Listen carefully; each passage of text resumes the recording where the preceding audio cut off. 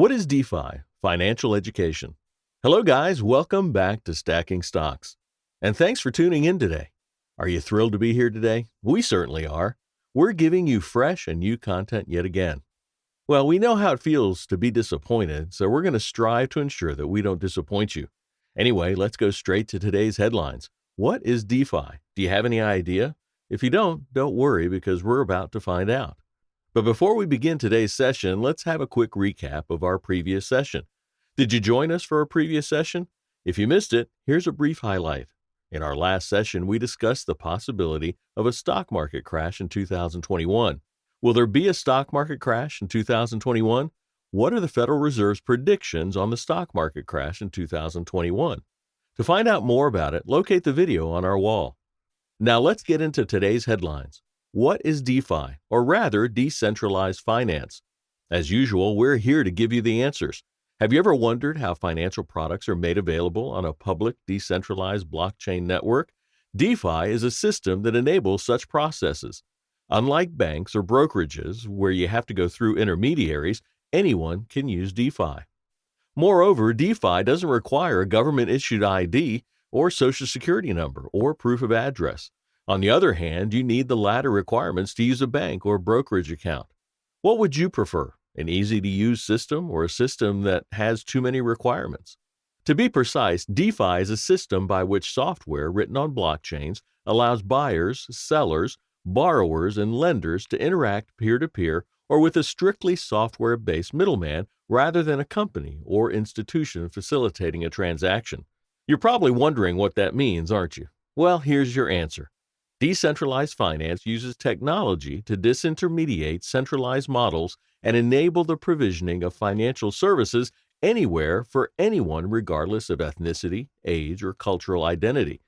DeFi services and apps are mostly built on public blockchains, and they either replicate existing offerings built on the rails of common technology standards, or they offer innovative services custom designed for the DeFi ecosystem. At the same time, DeFi applications provide users with more control over their money through personal wallets and trading services that explicitly cater to individual users instead of institutions. Multiple technologies and protocols are used to achieve the goal of decentralization. For example, a decentralized system can consist of a mix of open-source technologies, blockchain, and proprietary software. Smart contracts that automate agreement terms between buyers and sellers or lenders and borrowers make these financial products possible. DeFi systems are designed to remove intermediaries between transacting parties. What we're saying is that DeFi makes transactions between parties easier. Well, let's look at a practical example. In the traditional borrowing system, you first need some assets or money already in your bank account as collateral. What happens after that? Does the bank just issue a loan? Not really. A bank employee then reviews your finances, and the lender sets an interest rate for the repayment of your loan. Where do you think the money you're being lent comes from? How does the loan process work? Banks usually have a pool of deposits. That's where the money comes from. And the bank benefits by collecting your interest payments and can seize your collateral if you default on payments. Everything is dependent on the bank. The bank sits in the middle of the entire process and controls your money. In a nutshell, the bank is the lender as well as the middleman. Today, every form of financial service follows the same pattern, from asset management to insurance to stock trading. For instance, even when a financial technology app such as Chime, Affirm, or Robinhood automates the process, banks still occupy the same intermediary role. That raises the cost of credit and limits borrower flexibility. Now, does that sound fair? DeFi seems to be the only appropriate option. What's the differential when using DeFi? How is decentralized finance different from the other forms of financial services? Well, here's a brief description of how DeFi works. DeFi turns this arrangement on its head by reconceiving of financial services as decentralized software applications that operate without ever taking custody of user funds. Want a loan? You can get one instantly by simply putting cryptocurrency up as collateral. This creates a smart contract that finds your money from other people who made a pool of funds available on the blockchain. No bank loan officer is necessary. Everything runs on so-called stable coins, which are currency-like tokens typically pegged to US dollars to avoid the volatility of Bitcoin and other cryptocurrencies. And transactions settle automatically on a blockchain, essentially a digital ledger of transactions that's distributed across a network of computers, rather than through a bank or other middlemen taking a cut. Unlike other financial services today, DeFi doesn't limit the technology to facilitating transactions only. Have you noticed that DeFi places technology at the center and forefront of transactions? What benefits do you think are accrued from using DeFi over other financial services? DeFi's transactions are more automated, efficient, flexible, and yes, even more secure than the traditional finance system. Furthermore, there are no special privileges in DeFi. Decentralized finance eliminates the distinction between ordinary customers and wealthy individuals or institutions who have access to many more financial products. Anyone can join a DeFi loan pool and lend money to others. Are we trying to say that there's no designated lender in a DeFi? That's not even the end of it. There are a lot more benefits than you probably think. DeFi services run on open source software code.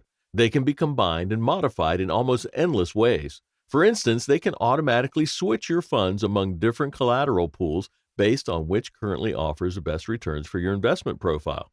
As a result, the rapid innovation seen in e-commerce and social media could become the norm in traditionally staid financial services. The benefits are pretty overwhelming. Well, that's how we see it. What do you think? Let's first look at the current state of DeFi, and then probably we can answer that question. What's the key behind DeFi's rapid growth? Can we attribute meteoric growth to its benefits? Perhaps so. Here's a look at the place of DeFi in the financial industry market. At the recent market peak in May 2021, over $80 billion worth of cryptocurrencies were locked in DeFi contracts, up from less than $1 billion a year earlier. The total value of the market was $69 billion as of August 3, 2021. That's just a drop in the bucket of the $20 trillion global financial sectors, which suggests there's plenty of room for more growth. Currently, users are mostly experienced cryptocurrency traders, not yet novice investors who flock to platforms like Robinhood. Even among cryptocurrency holders, just 1% have tried DeFi.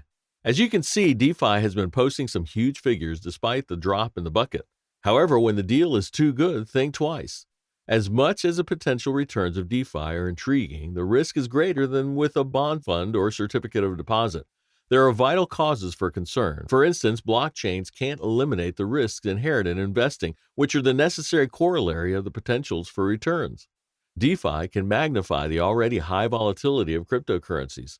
Most DeFi services facilitate leverage in which investors essentially borrow money to magnify their gains but face a greater risk of losses. Does the risk scare you more than the potential of high returns excites you? Well, there are more risks than you can imagine. Unlike banks, DeFi doesn't have a banker or regulator who can reverse funds transferred in error.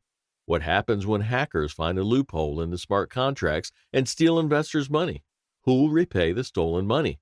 Over the past year, we've witnessed thefts of nearly $300 million. DeFi is shouting, "Investors beware," a theory that's insufficient in finance.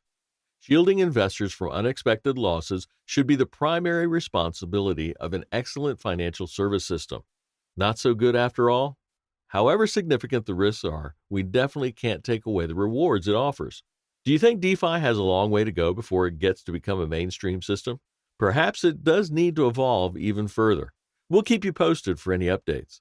Once again, thanks for tuning in today to Stacking Stocks. Remember to like, share, and subscribe.